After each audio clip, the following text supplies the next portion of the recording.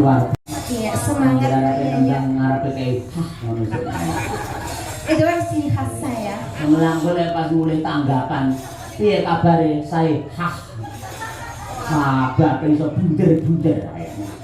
Nggih. Sehat ati? Sehat. Alhamdulillah sehat selalu. Anak-anaknya lah ya sami sukses di sekolah. Iya, sukses alhamdulillah berkat doa saya. Loh, saya ini ibu yang sangat solehah loh untuk anak-anak saya. Doa saya tuh tembus langit ke-7. Wah iya. Tembus langit 7 bablah ning neraka jahanam. Ayo, aku yang ngomongnya ditiru ana mahasiswa aku lho. Saiki mahasiswa anggere patetan Hastrin Srikinon hing pasewakan handrah. Ayo usume ngangge ha saiki. Hastrin Srikinon ngono ya. Haleng-leng ayo. Hamiat. Ayo. Elaile itu. Iya, karyanipun Bapak Tek Sutejo. Ayo. Jadi sak bisa-bisa mung dilihat sak bagus, gandeng kita menggunakan karya-karya orang lain untuk menghargai karya tersebut diatur iki karyane iki ngono. Tek Sutejo. Ayo. Yen lagu gandrung iki wis sapa wae? Kae Pak Anjarani. Waduh gila. Bisa kanca-kanca. Ora iso ngono kuwi. Kowe anggere kok jalu bangsa lawas-lawas. Kanca-kanca yang lahir udakara taun 1876. Wis sepuluh-sepuluh.